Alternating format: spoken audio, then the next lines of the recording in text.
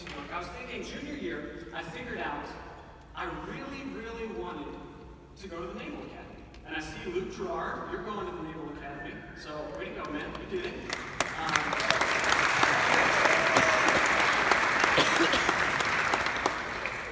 But I didn't make it in. I went the pastor route instead. It was a little different, just as hard, I'm sure. But as I was thinking back to that, the reason I wanted to go to the Naval Academy is because when I was growing up and around that time, I kept seeing these commercials everywhere. And how they go is there's a man, usually all dressed in white, and he was climbing up a mountain. He gets to the top of the mountain, and there is this big lava monster up there. He whips out a sword and is fighting it, stabs it in the heart, it explodes, and all of a sudden he turns from this man just in white into a Marine. And it was, the few, the proud. Right. That's right. I wanted to be a Marine. I was like, that's so cool. That's awesome. This is what needs to happen. And so I began to research what does it take to get into the Naval Academy so that I can live my dream of being an officer in the Marines. And physical requirements, I was like, all right, I can do the push-ups, pull-ups. Oh, that's going to be an issue. I'll work on that. Running the mile in the amount of time they wanted you to do that. I played football 1 year for Coach Robbins up in Concordia, Ann Arbor, and he knows I'm not quick. And the mile was going to be an issue. So that was an issue there too. But I figured I'll figure it out. I'm sure it'll work out. Everything will be okay. And I started researching kind of some of the trainings they did.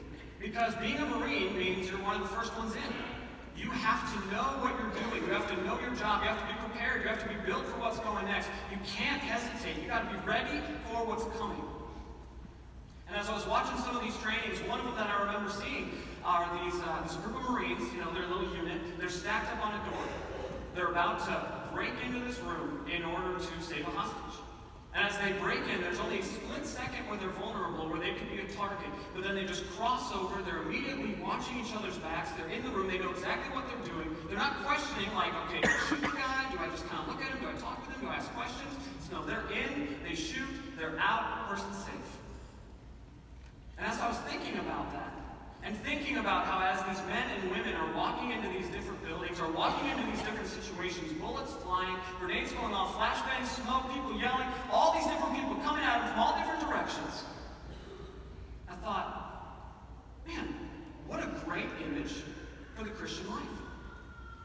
Because as you continue to pursue intimacy with Jesus, you're doing it in the context of adversity. You're constantly battling against everything in this world coming at you in order to try to break that relationship that you have with Jesus.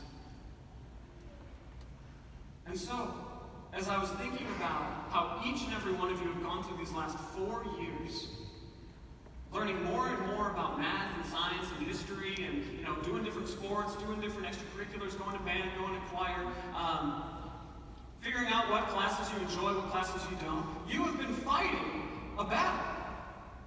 And for some of you, your enemy may be your teacher. For some of you, your enemy may be your parents. Your enemy may be your principal. Your enemy may be the board of directors over here. I don't know. Your enemy could be anyone, but they're coming after you. You may think, they're trying to keep me down. They're trying to attack me. They're trying to blow up some things that I'm trying to accomplish.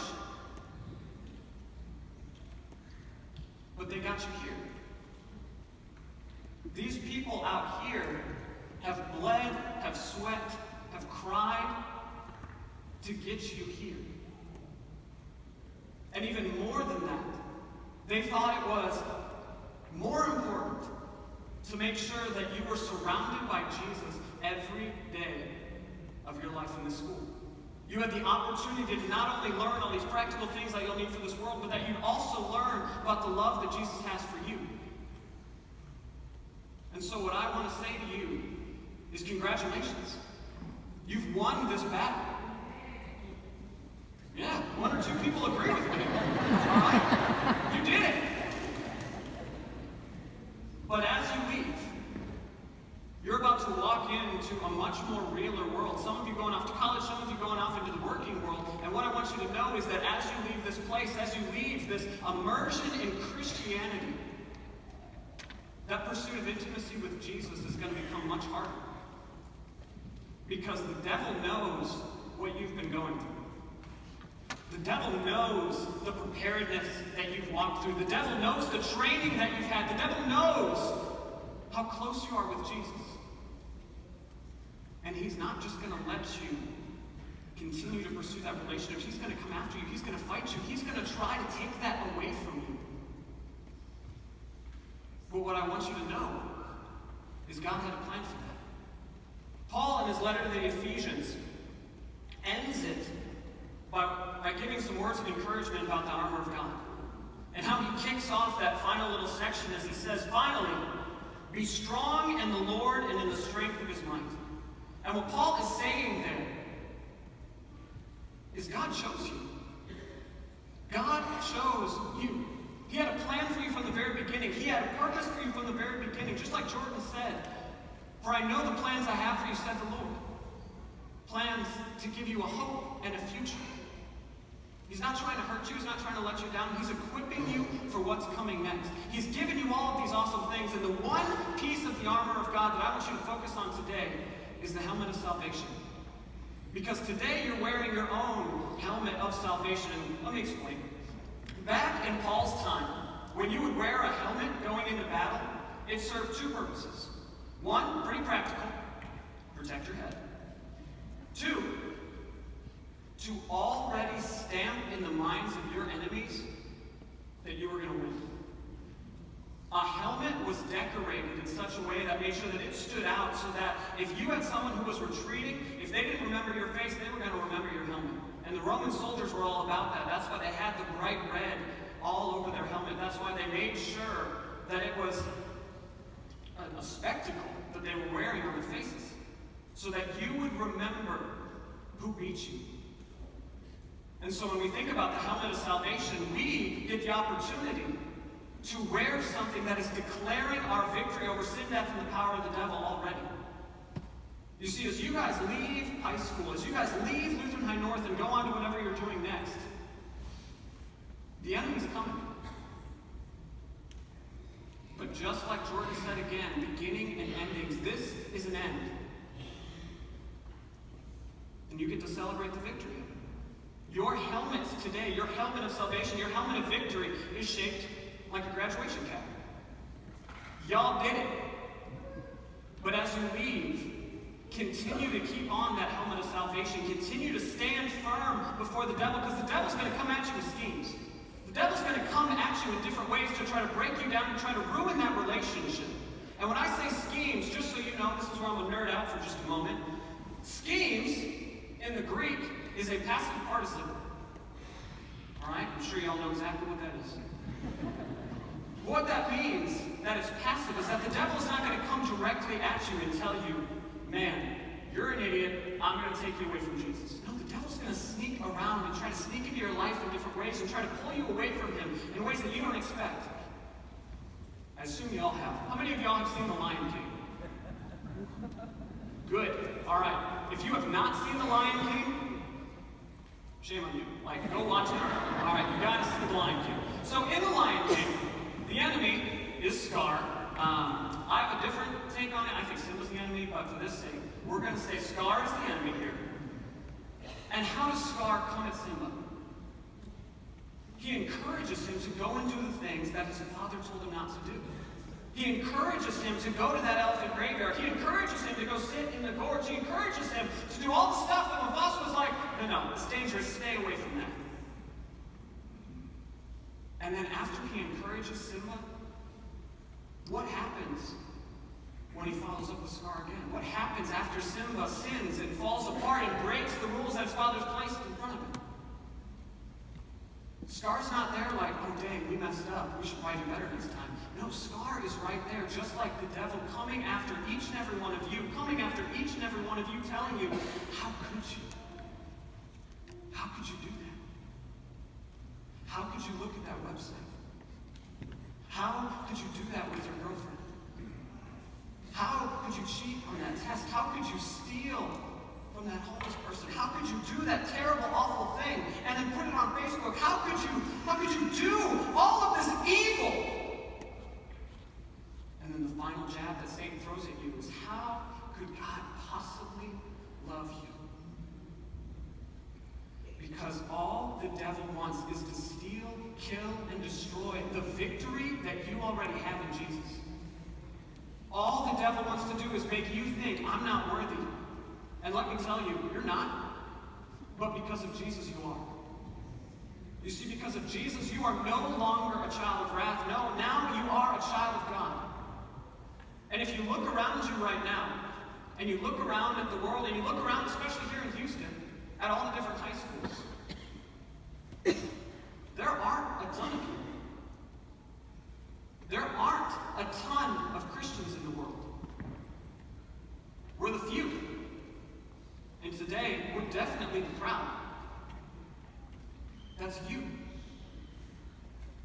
And so, as you leave, as you exit Lutheran High North, as you exit this place where you have been prepared, you have been trained, you have been just immersed in the grace of God for these last 4 years, and my guess is based on some of the responses we're having out here for these last 18 years. Know two things. One, everyone here is so proud of you. Everyone here has worked their butt off to make sure you could get here. Everyone here has helped to raise you in such a way that you worked your butt off to get here. And in those schemes that the devil's going to try to throw at you, know that there will be days you will fail. And you'll get sucked into whatever crap that devil's trying to throw at you. But every one of these people here, every one of your teachers who are sitting over here, every one of us who are here with you now, we're there for you. The forgiveness that Jesus gives to you, oftentimes the devil's going to try to make you forget it. Let me say that again. The forgiveness that Jesus gives to you, the devil is going to try to make you forget it. But know that he chose you. He's equipped you. He's filled you with his grace, love, and mercy, and he will never, never abandon you. And so the second thing is, again, look out at these people. Because as Paul talks about the armor of God, yes, he's talking to you as an individual, but he's also letting you know that everyone else who has faith is equipped with that same armor. Last movie reference. How many of y'all have seen 300? Less of you. Okay. Also would recommend 300. Now that you're 18, it's fine. In the movie 300, there are 300 Spartans who go out to take on thousands and thousands and thousands of enemies. And what they do is they put on their armor, they've trained, they're equipped, they're ready, and they line themselves up. And the shields that they have, for us it would be the shield of faith, for them it's a shield of bronze. And they're holding it, and it protects not only themselves, but also the person next to them from shoulder to thigh. And as the thousands and thousands and thousands of Persians descend onto them, they slam up against the shields and are stopped. And not only are they stopped, as soon as Leonidas, the king of the Spartans at the time, yells out for them to push, they push and they move thousands of men back. And what I want you to know is that this group right here, although you may be smaller than some others, together you're going to be stronger than anything else. Combined with these people out here, these brothers and sisters in Christ, these other people who have brought you here, who thought it was important enough for you to have a Christian education, are right there with you, shields up, ready for that enemy to come at you, and they're ready to fight until the day that Jesus returns, because that is the only day that this battle will end. But until then, be ready. Just like your verse says, you've been trained, you've been prepared, you've been filled with his grace, and so what I encourage you to do is just stand firm. God didn't enlist you into his army because he thought you were a weenie. God called you to this role right here, right now, because he knew how much he loved you. He wanted you to be a part of it. He wanted each and every one of you to be a part of this. And when you inevitably fail, know that although Satan is telling you God couldn't love you, God is trying to scream at you how much he still does. He will never stop pursuing you. He will never stop loving you. And so do you. As you leave, know how much your God loves you, how much he has planned for you. The awesome things that are coming are going to be so cool. But in those down moments, reach out to your brothers and sisters. Know that you are never alone and that you're victors. You've done it. The helmet of salvation is yours forever and ever. Congratulations, class of 2019. Let's pray. Dear Heavenly Father,